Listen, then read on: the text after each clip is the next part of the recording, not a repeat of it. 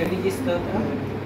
ఈ అధ్యాయము ఆదికాండంలో యాకోబు జీవితంలో ఒక ఆశీర్వాదకరమైన అతి శ్రేష్టమైన అనుభవాన్ని చూపిస్తూ ఉంది.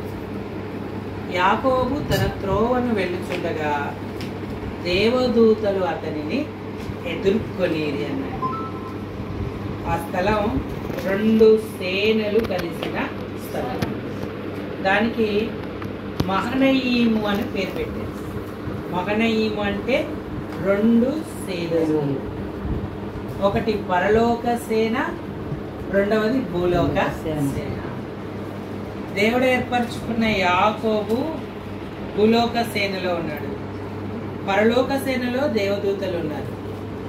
వారు ఆయనను ఎదుర్కొన్నారు. ఎందుకు ఎదుర్కొన్నారంటే యాకోబు లాబాను నొద్ద నుంచి తిరిగి వస్తుంది. సిరియా దేశం నుంచి మరలా వాగ్దాన దేశానికి వస్తూ వస్తుంది. అక్కడ ఎదుర్కోబడ్డాడు. మన జీవితంలో కూడా ఈ అనుభవాన్ని మనం పొందాలి. దేవుడు పరలోక సేన ప్రతినిధిగా ఈ లోకానికి వచ్చాడు. ఎందుకంటే భూలోకములో ఆయన సేనను సిద్ధపరచుకోవాలి. మనందరం పాపులుగా మరి దేవునికి వ్యతిరేకంగా నడిచి నరకపాత్రులమై ఉంటుండగా మనందరి నిమిత్తం ఆయన శిలువలో ప్రాణం పెట్టాడు. శిలువ వైపు చూచి నేను పాపిని ప్రభు అని ఒప్పుకున్న ప్రతి వాడిని భూలోక సేనలో నుంచి తను అంగీకరిస్తాడు. పరలోకము భూలోకము ఏకమైన స్థలం శిలువ. ఎవరు శిలువ యొద్దకు వస్తారో వారు దేవునితో పాతాళం మరి కూలిపోతుంది. కాబట్టి ప్రభువైన దేవుని ఏర్పాటు రక్షణ పొందడం. ఈ మహనీయము మనల్ని పరలోక సేనతో కలుపుతుంది అన్న విషయాన్ని మనకు తెలియజేస్తా ఉంది.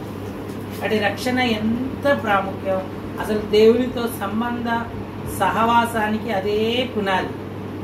పాపాలు ఒప్పుకొని పశ్చాత్తాపడి ఎప్పుడైతే ఆయన రక్షకుడిగా అంగీకరిస్తామో అప్పుడు పరలోకముతో పరలోక స్థితితో మనకు సంబంధం ఏర్పడుతుంది. స్థితిలో ఉన్న అందరూ పశ్చాత్తాపాలు లేకపోతున్నారు. ఎంత మంచి అవకాశం. యేసుప్రభు వారు సిలువ వేయబడినప్పుడు 2 దొంగలకు దేవుడిచ్చాడు. కుడి వైపున ఒక దొంగ ఉన్నాడు, ఎడమ వైపున ఒక. ఇరుపక్కల ఉన్న దొంగలకి అవకాశం ఉంది, కానీ మొట్టమొదట 2 ఆయన దూషించినట్టుగా చూస్తాము సువార్తల్లో. కానీ 2వ వాడు కొంత సమయం అయిన తర్వాత మొదటి వాడిని గద్దించాడు. మనము అదే శిక్షా విధిలో ఉన్నాం, మనం చేసిన దానికి మనం అనుభవిస్తున్నాం. ఈయనైతే ఏ నేరము చేయలేదు. అంతటితోనే ఆగలేదు.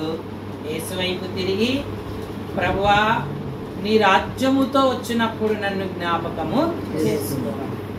ఆ ఒప్పుదల అతనిలో కలిగిన పశ్చాత్తాపానికి అంత వేదన భరిస్తున్న క్రీస్తు వారు ఆయనకు సమాధానం ఇచ్చారు. నేడు నీవు నాతో పరదేశులో ఉండు.